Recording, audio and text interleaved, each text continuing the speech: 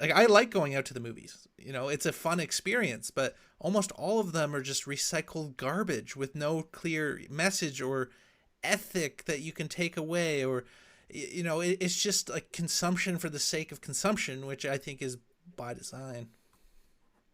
Yeah, it's true. It's true. And yet every once in a while you see something that's really um, amazing and that does open your mind. And so I remember, and this is, when I first saw The Matrix, I know that there are other control-based themes in that, but it was very, very eye-opening. I felt the same way about on a different wavelength entirely about Tobey Maguire and Reese Witherspoon movie from the same general time frame, maybe a little bit after The Matrix, called Pleasantville.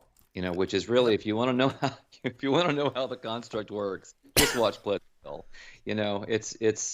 It's a true teaching movie in I, many I ways. watched it last week. I found it doing some Oh, searches. that's That's funny. Yeah. That's funny. Yeah, it's Well, there you so go. good. Serendipity. There, we're definitely tracking along on similar paths.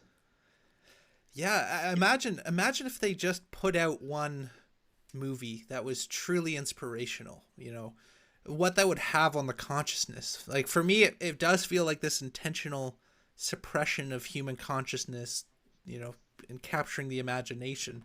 I wonder what that would do for the simulacrum if just actually empowering good natured high vibe media was allowed to hit the masses.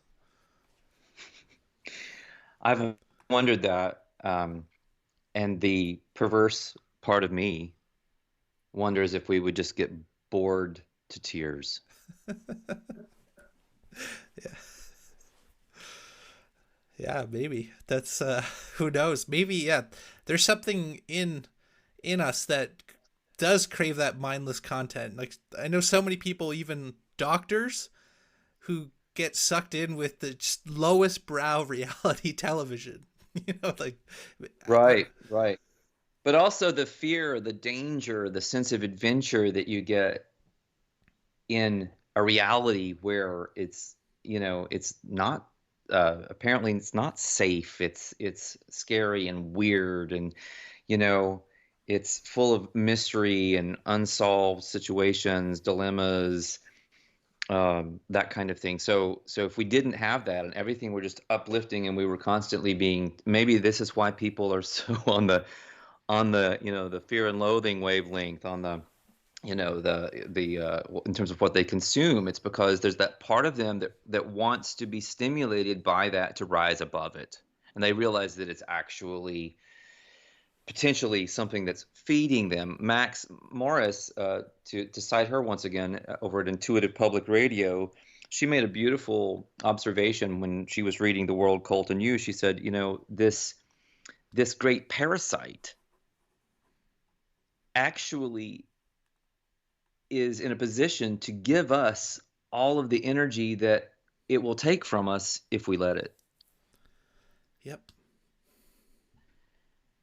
Yeah, and breaking the mold. I've been speaking to a man who was previously like a high priest of a black magic order, and what he said, which resonates with that, is that the entities, demons, whatever you have, they follow the law, and that they're not actually necessarily your adversary. They're there to teach you a purpose, and I get a similar message uh, in all of your works as well. Instead of being combative and seeing this as the adversary, which then you get loosed, you're coming from a similar perspective as well, where it's just embracing the nature of them and not getting emotionally hooked and honoring them, if you will. Yeah, you could see them as like your shadow, your parts of your shadow self, and that rather than fighting them, which just perpetuates the duality and the problems that you're experiencing, you can integrate them and move towards wholeness, and that's how you build more power.